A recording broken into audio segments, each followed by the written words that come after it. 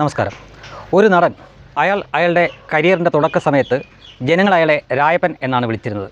എന്നാൽ പിന്നീട് കുറച്ച് പക്വതയൊക്കെ തോന്നി, അല്ലെങ്കിൽ അയാൾക്ക് കുറച്ച് പക്വതയൊക്കെ ആയി എന്ന് ജനങ്ങൾക്ക് തോന്നി തുടങ്ങിയപ്പോൾ, ഏതാനും സിനിമകൾ അയാളുടേതായിട്ട് ഹിറ്റും കൂടെ ആയപ്പോൾ അതേ ആളുകൾ തന്നെ അയാളെ രാജുവേട്ടൻ എന്ന് മാറ്റി വിളിച്ചു തുടങ്ങി. ഇത്രയൊക്കെ ആയിക്കഴിഞ്ഞപ്പോൾ ഇയാൾക്ക് തോന്നി താനെന്തോ സംഭവമായി, ഇനിയിപ്പോൾ എന്തും ആവാം എന്നൊരു തോന്നൽ വന്നപ്പോൾ ചില രാഷ്ട്രീയമായിട്ടുള്ള അജണ്ടകൾ അയാളുടെ സോഷ്യൽ മീഡിയ വഴിയും അയാളുടെ സിനിമകൾ വഴിയും കുത്തിക്കയറ്റാൻ തുടങ്ങിയപ്പോൾ ഇയാളിലെ ഇരട്ടത്താപ്പുകാരനെ മനസ്സിലാക്കിയ ജനം അയാളെ അതിനിശ്ചിതമായ രീതിയിൽ വിമർശിക്കുകയും കൈയൊഴിയുകയും ചെയ്തു. അങ്ങനെ ഏതാണ്ട് മലയാള സിനിമയിൽ നിന്നും അയാൾ തിരസ്കരിക്കപ്പെട്ടു എന്ന് അയാൾക്ക് തന്നെ ബോധ്യം വന്നപ്പോൾ അയാൾക്ക് മനസ്സിലായി, ഇങ്ങനെ നിന്നിട്ട് ഇനി കാര്യമില്ല. ഒരു മൂന്നാം വരവിനായി അയാൾ പരമാവധി ശ്രമിക്കുന്ന കാഴ്ചയാണ് വർത്തമാനകാലത്ത് കണ്ടുകൊണ്ടിരിക്കുന്നത്. നിങ്ങളിപ്പോൾ നോക്കിക്കോളൂ, റോഡിലൂടെ പോകുന്നുണ്ടെങ്കിൽ ചില പുതിയ പ്രോഡക്റ്റുകളുടെയൊക്കെ പരസ്യത്തിൽ ഇയാളുടെ മുഖം കാണാം. മലയാളത്തിലെ ഒരു വിനോദ ചാനലിൽ ഏതാണ്ട് 10 ദിവസത്തോളം ഇയാളുടേതായിട്ടുള്ള ചിത്രങ്ങളാണ് ഒരു ഫെസ്റ്റിവൽ പോലെ കാണിച്ചുകൊണ്ടിരിക്കുന്നത്. അത്യാവശ്യം കുഴപ്പമില്ലാത്ത ചിത്രങ്ങളാണ്. ഇങ്ങനെ ഇയാളുടെ ചിത്രങ്ങളും ഇയാളുടെ പരസ്യ ഹോർഡിങ്ങുകളും ഒക്കെ കണ്ട് ഇയാളുടെ മുഖം വീണ്ടും ജനങ്ങളുടെ ഉള്ളിലേക്ക് പതിയാൻ വേണ്ടിയായിരിക്കണം അതിനൊപ്പം സോഷ്യൽ മീഡിയ PR വർക്കും കൂടെ ചെയ്യുന്നു. അങ്ങനെ മറ്റൊരു യുവനടനായിട്ടുള്ള ടൊവിനോ തോമസിൻ്റെ ചിത്രത്തിലൂടെ ഒരു മൂന്നാം വരവിന് അയാൾ ശ്രമിക്കുന്നു. അതിലൊരു ക്യാമിയോ റോളാണ് അയാൾ ചെയ്യുന്നത്.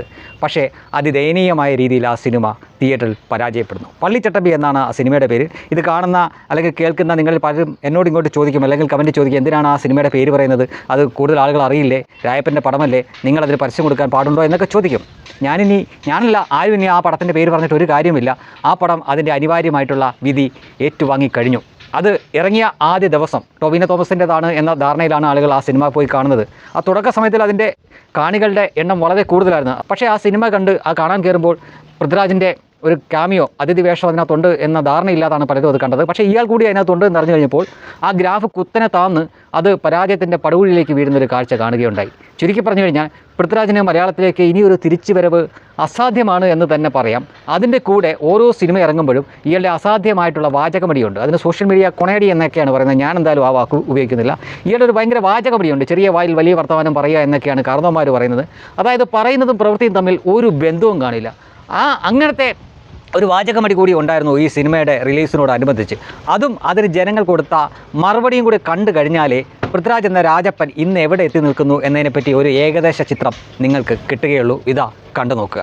ഒരു political, socio political, even geo political മേഖലകളിൽ തൊട്ട് സംസാരിക്കുന്ന സിനിമ ആവിഷ്കരണങ്ങളിൽ എനിക്കെപ്പോഴും പ്രയോറിറ്റൈസ് ചെയ്യാൻ തോന്നിയിട്ടുള്ളത് ആ സിനിമയുടെ ഇന്റൻഷൻ എന്താണ് എന്നുള്ളതാണ്. ഇപ്പൊ നമ്മളൊരു പ്രത്യേക നറേറ്റീവ് പ്രൊപ്പഗേറ്റ് ചെയ്യാൻ വേണ്ടി ഒരു സിനിമ എടുക്കുകയാണെങ്കിൽ ആ സിനിമയിൽ എനിക്ക് I don't find that appealing. അത് എനിക്ക് ചെയ്യണമെന്ന് തോന്നുന്നൊരു സിനിമ ആയിരിക്കില്ല. നേരെ മറിച്ച് ഓണസ്റ്റ് ആയിട്ടൊരു കഥ പറയുന്ന ഒരു സിനിമയാണ്. ആ കഥയിൽ ഒരു പൊളിറ്റിക്കൽ നറേറ്റീവ് ഉണ്ട്. ആ നറേറ്റീവ് ഇൻക്ലൂഡ് ചെയ്താൽ മാത്രമേ ആ കഥ പൂർണ്ണമാകൂ എന്ന രീതിയിലാണ് ഒരു സിനിമ ചെയ്യുന്നതെങ്കിൽ I have no problems with it.